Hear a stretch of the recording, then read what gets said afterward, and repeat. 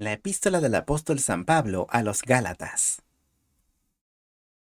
Capítulo 2. La Iglesia.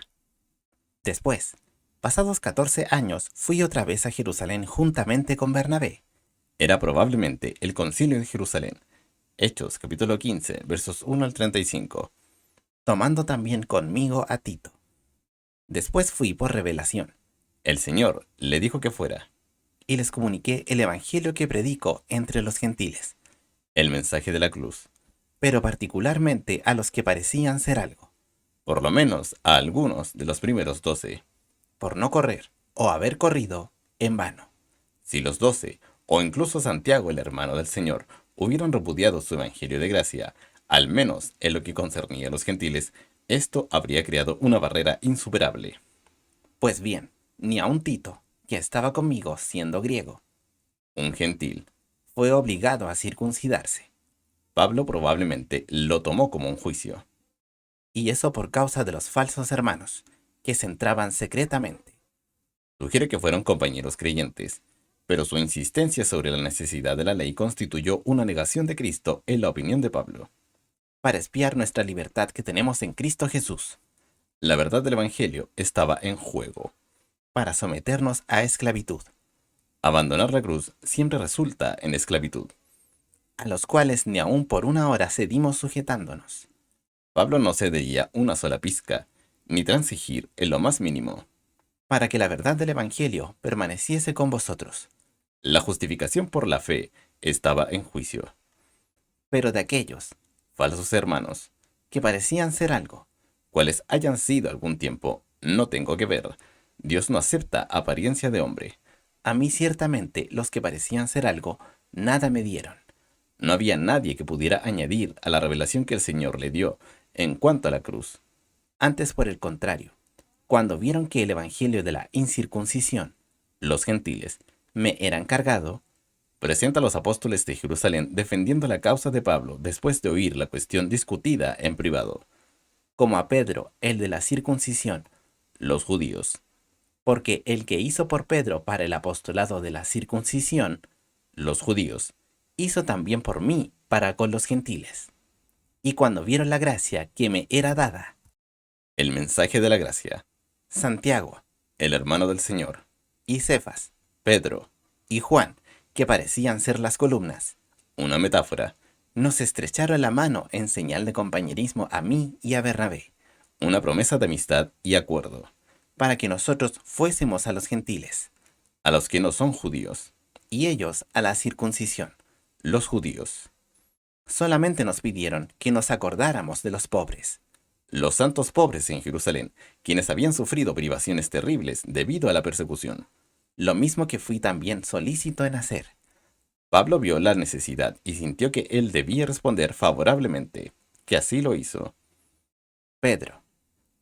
Pero viniendo Pedro a Antioquía, Siria, la ciudad usada por Dios para encabezar la evangelización mundial, lo resistí en la cara.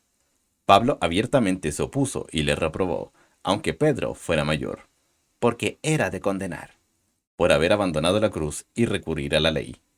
Porque antes que viniesen unos de parte de Santiago, nos da claramente otro ejemplo en cuanto a por qué los apóstoles, o cualquier otro, no deben tener la última palabra, sino más bien la palabra misma de Dios.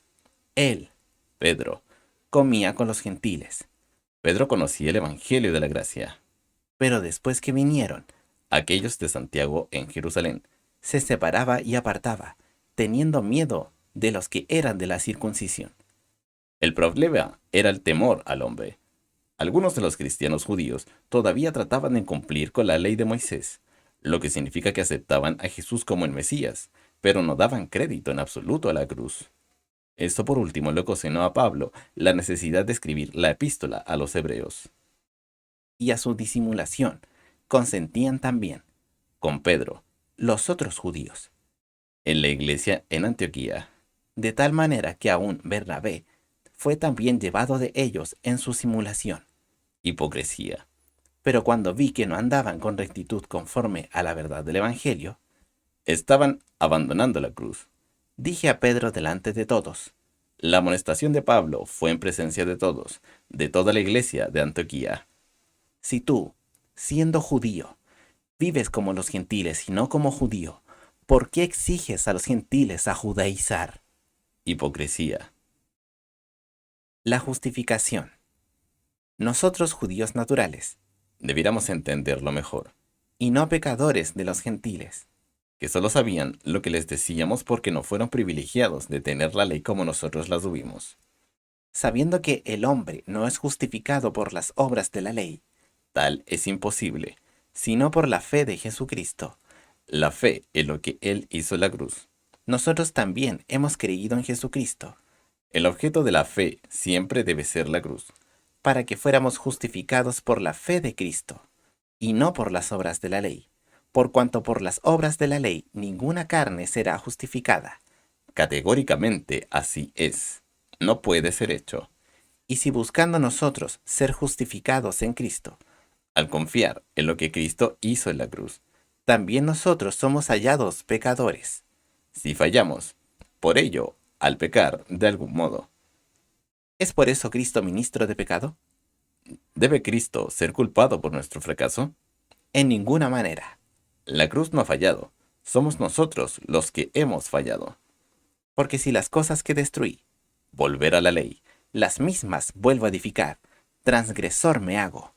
Volver a cualquier tipo de ley es una desviación del orden prescrito de Dios de la victoria, la cruz, y es pecado.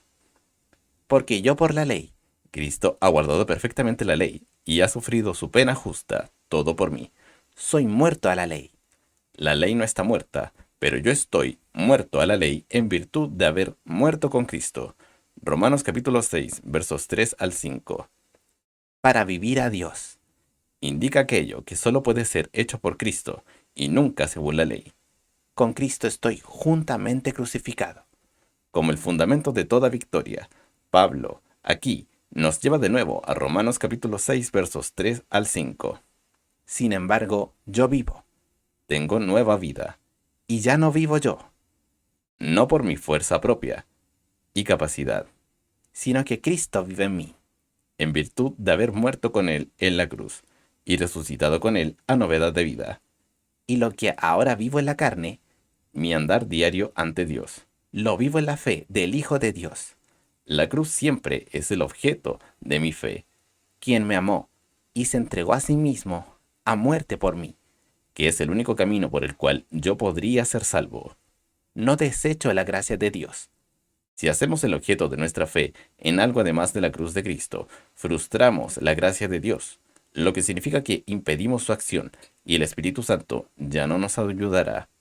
Porque si por la ley fuese la justicia, cualquier tipo de ley, entonces en vano murió Cristo. Si puedo vivir con éxito para el Señor por algún medio aparte de la fe en Cristo y la cruz, entonces la muerte de Cristo fue un desperdicio.